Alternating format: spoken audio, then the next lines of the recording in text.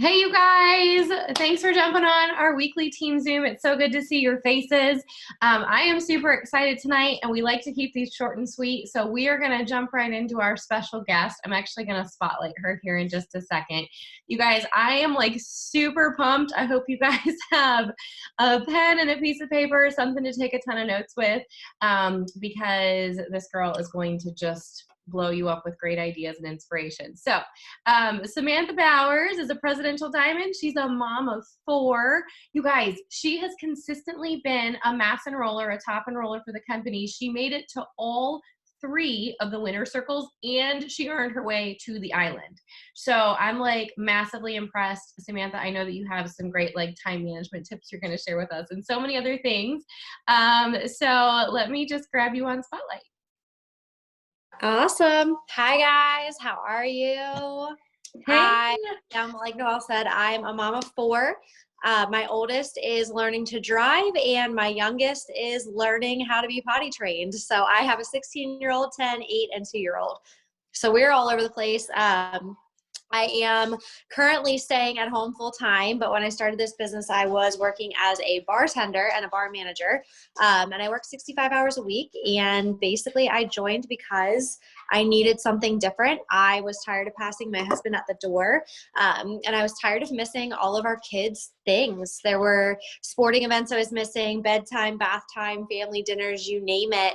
And it just got to the point where I knew that something had to change. And this opportunity was something that I pushed off for an entire year. I had the same person asking me over and over again, along with other people too, before I finally said enough was enough. And I dove in on March 31st, 2015. So I just hit 6 years with the company. And it's been the most incredible journey I've ever been on. And when I say that it work saved my marriage, it definitely has. We used to fight about finances so bad that we talked about ending things because that's how bad it was. And I jumped in thinking, it was either this or nothing else. And here we are almost 6.5 years later. And I just brought my husband home full time a couple of weeks ago. We just bought our dream home in November. And it's been everything to us, you guys. But a lot of people are sitting there thinking, I'm one of the ones that had this quick, fast journey to making money, and that's not it at all. Do you want me to talk a little bit about kind of how I got to, okay. Yeah, so let's start at the beginning and talk about your journey. Of course. So I joined for $150 a month, and I was able to make that within my first 2 months. And I was good with that. Sometimes when you reach your goal, you just kind of stop and you put a ceiling over yourself and say, that's it. I'm good here. Things are great. But I knew there was something in the back of my mind that was like, just push a little bit further. So once I got to that point, I did end up going Ruby by my 4th month. So I missed the $1,000 Ruby bonus by a month. I didn't even know that it existed because that's the kind of enroller that I had. But I then went Emerald my 7th month, and I sat at Emerald for 2 years, you guys. I actually dropped down to executive at one point because I just kind of lost the vision. Maybe I didn't even really have it to begin with. But it took me and my now triple who's going pres with me to go ambassador, sitting and watching conference, and they dropped the good bonuses, and her and I just kind of looked at each other and we're like, you know what? We're either going to go all in and we're going to run and we're going to make it happen, or both of us are just kind of one-hit wonders. And we weren't even really one-hit wonders. We didn't get very far, but we were like, we're either going to do this or we're not. So I went from being barely paid as an Emerald to promoting to Diamonds that month. And I promoted to double diamond the following month. So I quickly was like, all right, this is it. And you guys, do you want to know how I did it? Host a post. 100% host a post. And mind you, this was 4 years ago. Okay. So if it was still working 4 years ago and still working now, it's obviously a thing. I sat at double diamond for 1.5 years. I actually dropped to diamond at one point. I say this because I want you guys to know that it does happen. You do lose rank and you can get it back again, and you can get it back again and be 10 times better. So I sat at double for 1.5 years, and my husband and I, with 3 kids at the time, pretty much told him that I was quitting my job and I wanted to have another baby. And he looked at me like I was crazy. So there's a 6-year gap between our last 2 because we, for the longest time, couldn't afford another kid. Like, that was it. We're good, whatever. We could barely afford the 3 that we had. So he said, if you want to have another baby, you need to promote again. So we found out that we were pregnant on June 1st, and I promoted to triple diamond at the end of that August. So 3 full months later. And then you guys, guess what? While I was pregnant, I pushed and pushed, and I promoted to triple diamond, or presidential, sorry, the month after I had her. So triple diamond in August, I promoted to pres in February. Okay, within that same, it was what, 6 months, I think is the amount of months, but from triple to pres, you guys, like that's insane after having a fourth baby. So that's just kind of it's slow and steady. I've always been the dark horse. When Mark made that speech at conference, I was like, that's me. Like, I'm going to be that girl that nobody's heard of, that's going to come out from the back, and I'm just going to keep going. And I've made all these crazy goals for myself because I thought in my mind that they were unattainable, but I wanted to do it anyway. I said I was going to get up on the white couch, did it. I said I was going to be a top income earner, I did it. I've been a top income earner for 4 years in a row now. I said I was going to go to the ranch, did it. Said I was going to go to the island, I'm going. Those are the things that I've told myself that I was going to accomplish because I never thought it was possible, but I knew that I was worthy, and I knew that if I gave myself such a crazy goal like that, that I could make it happen. So yeah. So you might not know these numbers off the top of your head, but do you know how many customers and distributors you've enrolled so far this year to get you to the winner circles and the Oh island? my God. So I typically am a pretty big enroller, and I do enroll mostly from post to post, like I said. But the crazy thing is, to get to winner circle was not even my biggest months. I've had months where the highest I think I enrolled was like 110 customers between my husband's account and mine. And my highest distributor month was 35-ish that I enrolled. But in June, I think I only enrolled about 20, it's not only, but I enrolled about 20 distributors. And I think I enrolled 45 customers in June, and that was part of the time to qualify for the island. And then in May, it was about the same. So it wasn't outrageous. It just was me utilizing the tools that are in front of me. And I'm very diligent on getting the work done. I work this business like a full-time job. I work about 5 hours a day, roughly 25 hours a week, because I do take time off on the weekends to spend with my family. But I'm a very big believer in, if you want this to pay, if you want this to be a big thing, then you do have to put the work in. And I'm not saying that you need to be on your phone 24/7, because I would never tell anybody that, but you can't expect coming into this thinking 1 to 2 hours a day is going to get you presidential pay. It'll get you to Ruby, it'll get you good solid Ruby. But if you want to go further, you've got to put the time and the effort in. Okay, so I love that you're like, I work this like a full-time job, and obviously 25 hours a week is not full-time, but you Right. still are super intentional. So let's talk about what you do. Like, what is your schedule and how do you manage that with 4 kids? So with my husband being home is easier now. So I don't want anyone sitting there thinking like, oh, she's still lucky her husband's home. He legitimately just came home about 2.5 weeks ago. Okay. So he's not been home full time for very long. And I had to learn how to manage and be intentional with my time with our 4 kids without him. And all of my kids are in activities. Even our 2-year-old does dance. So, and my husband coaches both of our boys in football and lacrosse. So it's like, he comes home, I make dinner, they all leave. Like I feel like I'm going like this all the time. But the one constant for me that never changes is when I work my business, because I know that if I get things done when I need to get them done, I can focus on my kids and I can focus on my husband and the things that kind of pop up. Like sometimes my neighbor's like, hey, you want to come down and, hang out with kids for a while? I'm able to say yes because I already did the other things. So when you're thinking like, how do I work a full-time job and get this business done and still feel like I'm able to juggle my kids and my spouse or my boyfriend or girlfriend or whatever, like it is possible. You just need to really be intentional with everything, and you need to be real with yourself. So when I used to work for Outback Steakhouse, and I worked 65 to 70 hours a week when I joined this business. Okay. And I was a manager. So I was pulled in a lot of directions. I was sneaky and I would go like answer messages in the bathroom real quick. But I also would aim to get my work done when I wasn't at work. So usually I would start at like 2-3 o'clock in the afternoon because I was always the late manager. I would make sure that I got my work done before I went to that work, because then I wasn't stressing the things that I haven't done yet. And this was before the KPI. This was before the great task list and word board. Like this was before word board. Like I can't even remember a time before word board. But I had a list. I had like a 6 list where it was like, add these people, message these people, do this. And I always made sure that I got those tasks done before I went to work. And then any messages that popped up after that, those were the ones that I would attend to. If I had a little time, I would go hit up a post and see if there were any comments on it. But like, that was the extra stuff to me. I always had the non-negotiables. Now that I'm doing this full time and that I'm going ambassador, like it's different for me. But this is something that anybody can do at any level, at any want for any income. I 100% follow the KPI. I don't know if you guys do as a team or not, but I believe in it firmly. I spent a lot of time with Amber Parker at the second winner's circle, and I was just like, this girl, this woman, like she knows things. She does know things.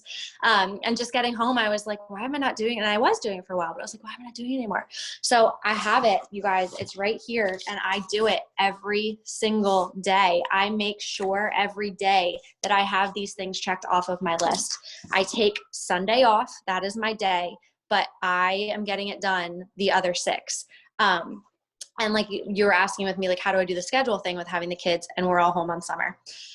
You got to get up before your kids. Drop me a 1 if you're not a morning person, because neither am I. I do not like mornings. If it were up to me, I would get up at 8:30 every day. But I try and get up at 6, and I spend the first 2 hours of my morning doing things. I am checking in with my newbies. I am doing birthday messages. I'm doing follow-up connect messages. I'm adding people. I'm removing people. I'm doing the things that I don't feel are bothering people super early in the morning, like some of the kind of behind the scenes stuff. Never had anybody yell at me for wishing them happy birthday at 6 a.m. But I do that stuff and I get it out of the way. And the major thing that I get out of the way is interaction. Drop me a 2 if interaction is like your Achilles heel. I don't love it.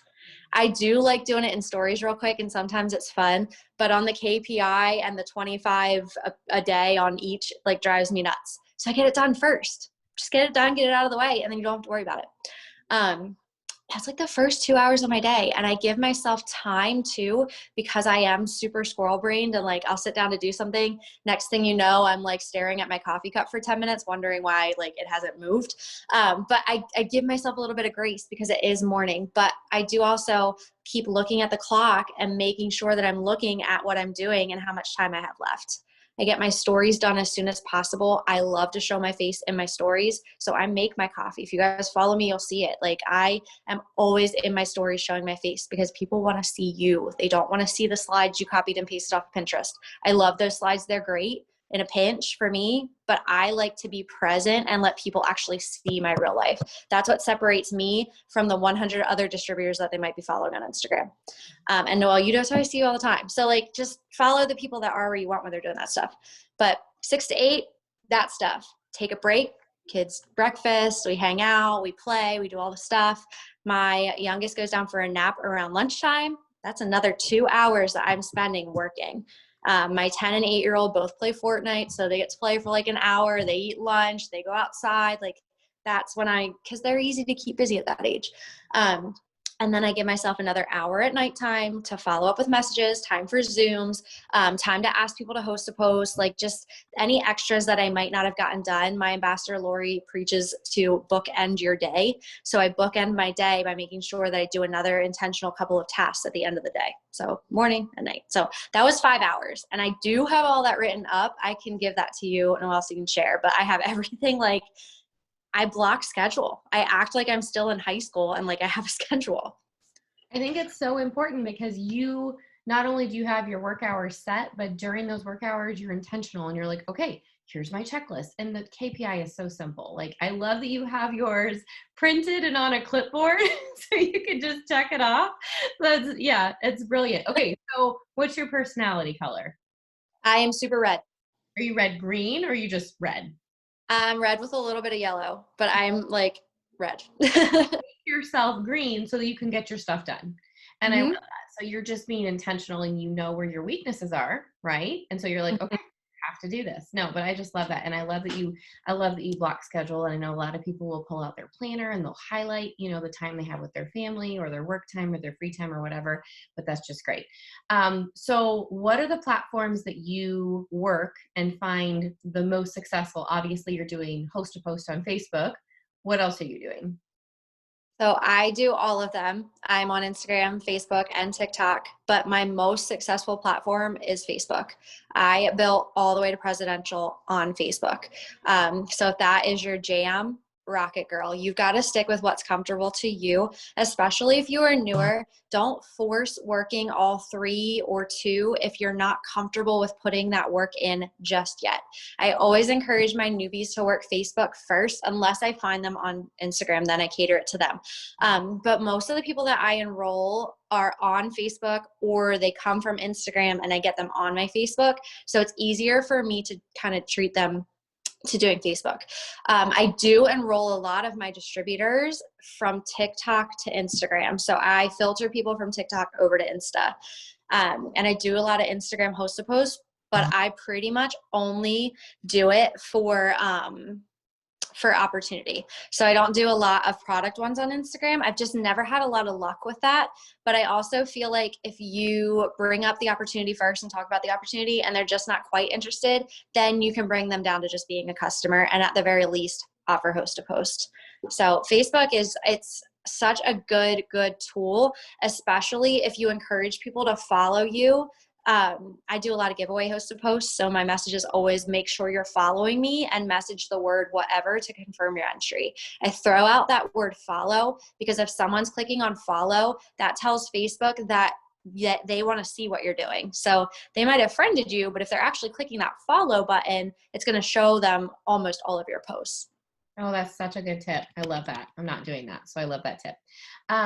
Okay, so how do you convert people from TikTok to your Instagram or TikTok to Facebook? So with TikTok to Instagram, I was doing a lot of opportunity videos on there. In December, I enrolled, I think, 35 distributors, almost all from TikTok. But TikTok is ever changing. And now a lot of the same videos that I used to put up don't get anywhere near the interaction. Like I used to have them get like 500,000 views for the opportunity. Now I'm lucky if they get like 1,000. But what I would do is I would always do an action step in the video, something like comment like money for more info. And then once people would start commenting money on my TikToks, I would then always reply and say, hey girl, follow me on Instagram and shoot me the word TikTok and we'll discuss the opportunity or something. So I'm always encouraging them to get over on that platform because it's so much easier to have a conversation on Instagram than it is on TikTok. And then to get people from TikTok over to Facebook is for me by doing giveaway host to post. So if you guys go on my Insta, you'll see I have 2 on there right now because my one ambassador does one and then I do another one with my team. But my ambassador is doing like a summer movie bundle one. And I found a really cute picture of a movie, like outdoor movie thing. And I got like 200 and some likes, I think it has right now.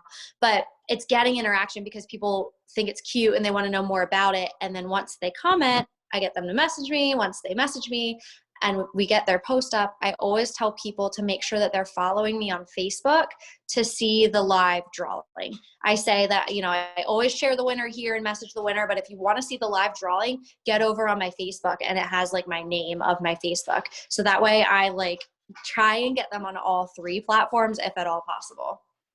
I love that.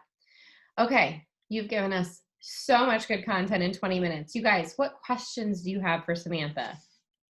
I know that a lot of people are really struggling with the schedule aspect of that. So, and you gave us tips for when you were working your full-time job. And obviously, like you said, your husband just came home.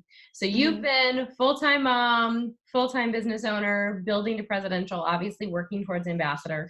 And I know you're going to hit that super soon, which is amazing. Okay. Yeah. How do you manage that many new distributors? That's a great question. The boards app is my best friend and I have it set up the script. Like, I hate calling them scripts because it just sounds so but I have the wording that I use to train them down to a science. And I will gladly share it with you because it's not mine originally either. So you guys can gladly have it, but it's just so simple. Gets them on eSuite day one, gets them added to the team pages, has them send samples to themselves so they can try the product out, has them putting a host of posts up first and foremost, and then it has them messaging people. Like, it's just so easy. I do not stress new distributors. I let them run it at their own pace. I check in with them at least 3 times a week. Like, the brand new ones, I check in with them like every day for like the first week. But after that, I then make sure that I check in with them just a couple times throughout the week. If they don't respond, I do not chase them. Unfortunately, you just can't. If people really want this business and they want to do this, they're going to be in touch with you. That's how I was with my enroller. I was like, what can I do next? What can I do next? So I just make sure that they're just following those steps. Like I said, I'll share it. And I get them involved. I get them on Zooms. I go live in our team page. I tag them in things. I get them in our chats. It's just, you have to kind of hit the ground running with people and assume that they're all going to take off. And then if you feel like they trail off, then that's when you step back a little bit. Well, and I think so I have the same thing for my team, right? We have a new distributor launch and it's day 1 through day 15.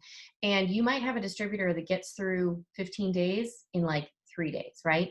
And then you might have a distributor that takes 3 months to get through 3 days. And I think everybody needs to know that just because you enroll a ton of people doesn't mean that a ton of people work, right? You enroll a ton of people and a portion will work and a portion will, a very small portion will be amazing, right? And a larger portion will disappear, and that's okay. It's the luck of the draw, right? It really is a numbers game, as much as I hate saying that it is, but it's so true. Out of all 35 that I enrolled in December, 2 of them are working. One of them's going diamond. She'll probably go diamond next month. But I mean, I got 1 diamond out of 35 people. So to me, that's a win. Obviously, I want them all to take off and them all to go, but I'm not going to keep pushing people if they don't want it for themselves. You can only want something for someone so much. Yes, for sure. Okay, so I have a lot of team that are like trying their hardest and doing all the things and doing the KPI, and they have like the absolute worst networks. Can't break through it to save our lives. And we're doing, we're doing giveaway post upon giveaway post upon giveaway posts to get into new networks and doing all the things. What's your best recommendation for just really breaking through that to create a better network? So I've actually had to do this a couple of times myself because I don't know what it was, but I think I got into someone else's market and I kept just getting the same types of people over and over again. They had no interest in what I was doing whatsoever. They were older. They were not my target demographic. So my number 1 tip is to go after the people you really want in this business and get them to put that giveaway post up first. And I know that you've said that you've tried doing that, but I feel like you can always take it 1 step further. You can always ask a few more people. And I always go for people pretty much by looking at their profile and being like, man, I'd really love to have this girl on my page. She's got a lot of friends. Her pictures get a lot of likes. Those are the people that I'm asking to put up the giveaway post because those are the people that I want to tap into their network. And I'm not asking 1 person and putting all my eggs in their basket and hoping that they say yes. I'm asking 10 people just like her, hoping that 2 of them say yes, because it's such a numbers game. When I'm messaging people on Instagram to get host a post up, I'm messaging 50 people at a time, hoping to get 5 out of the 50. So you've just got to keep asking. There's no harm in asking people to do things. So when you are messaging on Facebook and on Instagram, I'm assuming you're cold messaging. So are you cold messaging on Facebook for haps and then cold messaging on Instagram just for product or opportunity, or how do you do that? So the crazy thing is I actually rarely cold message. I do green light / cold messaging if I feel like I'm struggling to get host to post up, but I honestly don't do it as often as I used to. I used to send out 100 messages on Instagram for product models, and I don't anymore. What I do now is I really go off of my interactions from stories. So I spend a lot of time on my stories and scrolling through other people's and interacting with them so that I get a message started in my inbox. Does that make sense? Like, Noelle, if you had a story up, I comment said, oh, that's so cute. It'll put a message in my inbox between the two of us. Then I'll wait like a week or so, and then I will go ask you to host a post. So it's not like straight out of the blue, me asking you without any interaction that we've ever had. I make sure that I get in your inbox first. Same thing on Instagram, because it does the exact same thing. I have my Instagram profile set to business. So I have two inboxes. I have my primary one and I have my general one. Primary is saved for conversations that I'm having with people that are like legitimately interested in the business, ready to join. General is everybody else. So general is where I'm going through messaging and following up with people that I commented on their stories to ask them to host a post for me. So it's not just me straight like adding someone and messaging them right away. I'm not a big fan of that. Mm-hmm. I love that. Okay. Eddie says, I'm a male diamond in the company. Would you recommend anything different for a male to do compared to a female, like most are? No, there's nothing different for a man than there is for a woman in this business, especially because every single product that we have is catered to both now. We used to have some for females and don't anymore. My husband is a triple diamond underneath me. He doesn't work his business the way that I work my business, but he does work his business through word of mouth. I also have a diamond whose husband's emerald under her. Same thing. He is always talking about things to the people that he is around. For whatever reason, my husband and hers are just way more comfortable talking to people face to face than I've ever been. I'm super introverted. But I still suggest posting. I suggest being in your stories because people are still watching you. It may seem a little bit out of the ordinary to have a guy getting host to post up. But I mean, we do Yeti giveaways almost every other month. Like a man can post a Yeti giveaway and get other men to post about the Yeti and to share about the opportunity. I'd maybe take a few of the cutesy emojis out of the post, but I think that if you just flip the wording a little bit, it wouldn't be odd for you to do exactly what I'm doing.